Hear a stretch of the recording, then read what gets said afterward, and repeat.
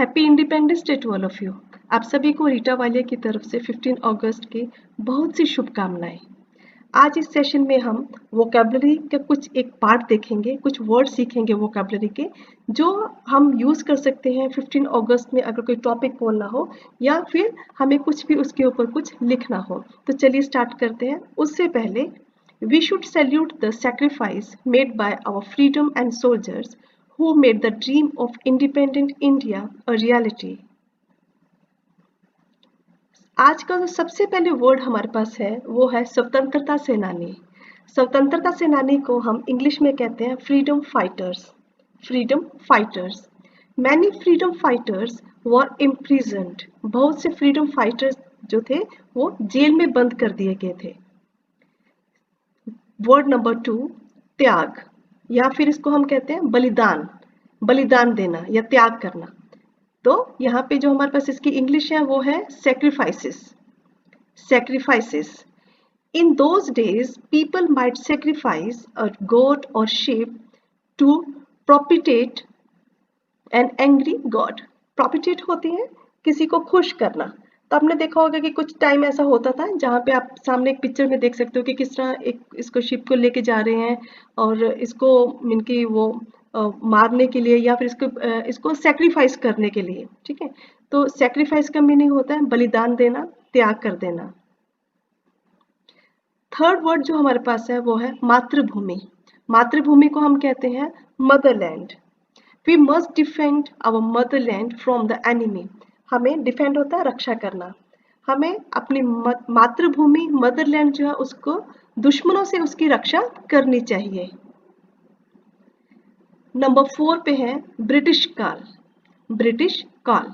British काल को हम कहते हैं कॉलोनियल पीरियड। इसको हम ब्रिटिश पीरियड के नेम से भी बुलाते हैं और कॉलोनियल पीरियड।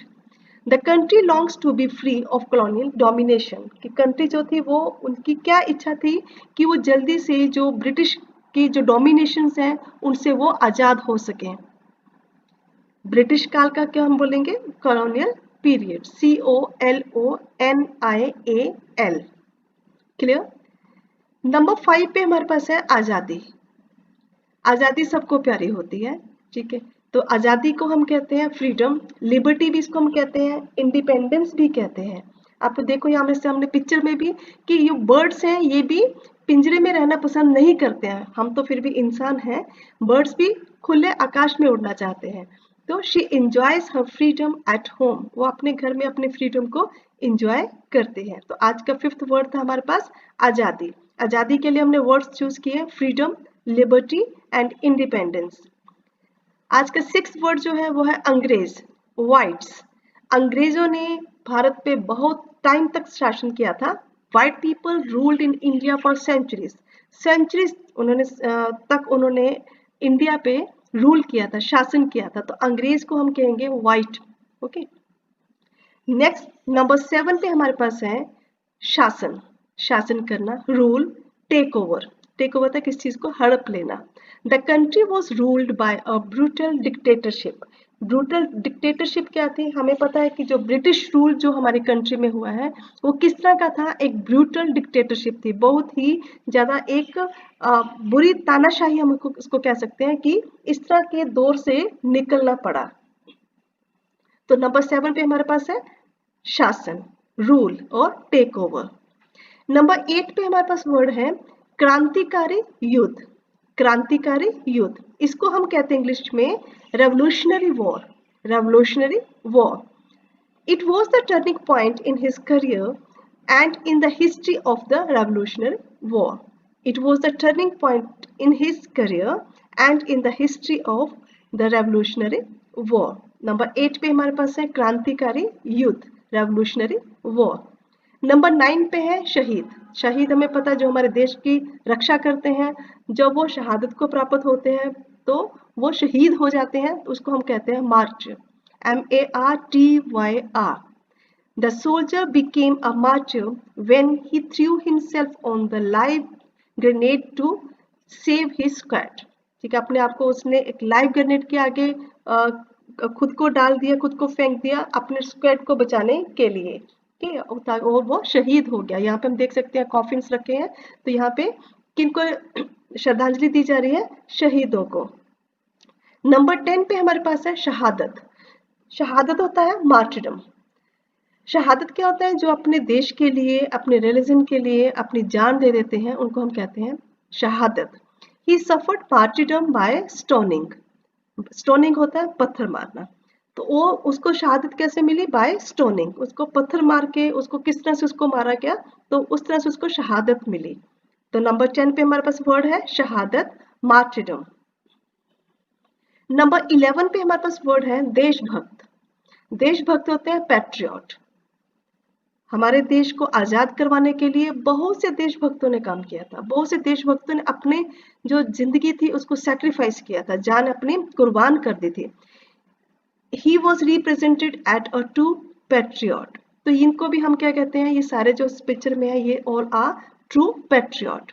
तो नंबर 11 पे हमारे पास वर्ड है देशभक्त, पैट्रियट। नेक्स्ट हमारे पास है देश प्रेम। अगर कोई पैट्रियट हो तो वो कब होता है? जब उसको अपने देश से प्रेम होता है, तो उसको हम कहते हैं पैट्रियटिज्म।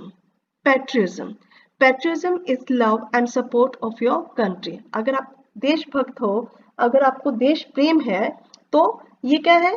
अपने एक तो कंट्री के लिए लव है, दूसरा ये कंट्री को सपोर्ट करता है। क्लियर? तो नंबर 12 पे हमारे पास है देश प्रेम, पैट्रियटिज्म। 13 पे है दास और गुलाम। किस तरह से ब्रिटिश रूल में भी इनकी जो गरीब थे उनको दास बना के रखा जाता था, उनको गुलाम बना के रखा जाता था। ऐसा सिर्फ इंडिया में ही नहीं था। किस तरह से जो साउथ अमेरिका वाले और नॉर्थ अमेरिका वाले, इनकी किस तरह से साउथ वालों को वो गुलाम बना के रखते थे। तो गुलाम क्या होता है? स्लेव। गुलाम क्या है? Slave. Slaves were treated badly in really US. US में उनको बहुत बुरी तरह से ट्रीट किया जाता था। ऐसा इंडिया में ऐसा नहीं था, बट यूएस में बहुत बुरी तरह, मीन कि वहाँ पे काले लोग और गोरे लोग ऐसी, मीन कि कुछ वो चलता था। ठीक है, तो उसमें क्या था कि जो व्हाइट पीपल होते थे वो ब्लैक को बहुत ज्यादा ही, उनको साथ जो ट्रीटमेंट था वो उनका अच्छा नहीं होता था। तो नंबर 13 पे हमारे पास वर्ड है, वो है दास या गुलाम, इसको हम कहते हैं slave.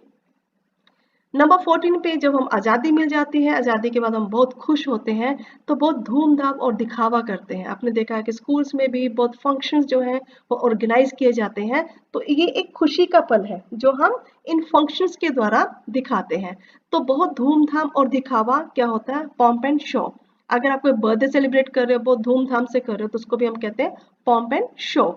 We celebrate our freedom with great pomp and show. हम अपनी फ्रीडम को कैसे सेलिब्रेट करते हैं?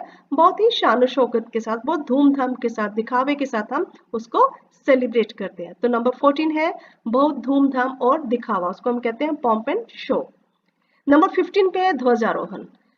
हमें पता है कि इस दिन क्या करते हैं? इस दिन झंडा जो है वो उसको फहराया जाता है। ठीक है, तो ध्वजा आरोहण क्या किया जाता है? उसको हम कहते हैं फ्लैग होस्टिंग। क्या कहेंगे उसको? Flag hosting. Schools and colleges conduct flag hosting ceremonies and cultural events। ये कब होते हैं? कब schools और colleges जो है वो flag hosting ceremonies और cultural events को conduct करते हैं? आपने भी जरूर ऐसे कुछ जो cultural activities रही होंगी, events रहे होंगे, उनमें भी participate किया होगा।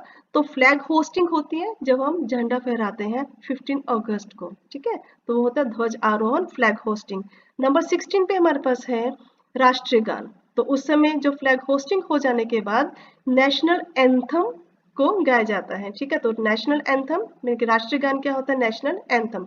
It will always give us a share thrill to sing that national anthem. National anthem गाने से रियली हमें एक बहुत सी एक थ्रिल मिलता है, वो जोश होता है, खुशी मिलती है जब हम अपने नेशनल एंथम को मिलकर शेयर करते हैं, उसको गाते हैं। तो नंबर 16 है हमारे पास राष्ट्रीय गान, नेशनल एंथम। नंबर 17 पे है देशभक्ति के गीत। तो उस समय क्या करते हैं? देशभक्ति के गीत गाए जाते हैं, तो उनको हम कहते हैं पैट्रियोटिक सॉन्ग्स। क्या कहेंगे? Patriotic songs. Every patriotic song in the tribute to the fallen soldiers was सung बाय और प्रोफेशनल सिंगर्स। में कि हर पैट्रियोटिक सॉन्ग जो है वो क्या ट्रिब्यूट करता है कि जितने भी सोल्जर्स हैं, मीन कि उनके लिए किस तरह से प्रोफेशनल सिंगर्स जो हैं ग्रुप में सॉन्ग्स को वो गाते हैं। क्लियर? तो 17 में है हमारे पास देशभक्ति के गीत। तो ये क्या है? Patriotic songs. नंबर 18 पे हमारे पास है शुभ। तो इस दिन को हम बहुत शुभ मानते हैं, ऑस्पिशियस डे होता है, ठीक है, क्योंकि इस दिन हमें आज़ादी मिली थी। तो आज अगर हम जिस तरह से बहुत खुले विचारों में रहते हैं, बहुत खुले एक आसमान के नीचे हम सांस लेते हैं, तो वो किन कारण है? वो हमारे जो जितने भी फ्रीडम फाइटर्स ने अपने सेक्रीफाइस की है लाइफ, आज उनके जो सेक्रीफाइस है वो आज हमें बहुत ज़्यादा एक हम कहते हैं सुकून की जो हमें एक सांस जो हम वो लेते हैं। तो ये जो पल है आज का, ये हमारे लिए क्या होता है? शुभ है, ऑस्पिशियस है। He made an auspicious debut in the school play. Clear? He made an auspicious debut in the school play. तो नंबर 19 पे है तिरंगा। तिरंगा क्या होता है? जो हम फ्लैग होस्टिंग होती है, जो तिरंगा झंडा है, झंडे को तो फ्लैग कहते हैं, बट तिरंगा जो है इसमें 3 कलर्स होते हैं, उसको हम कहते हैं ट्राई कलर।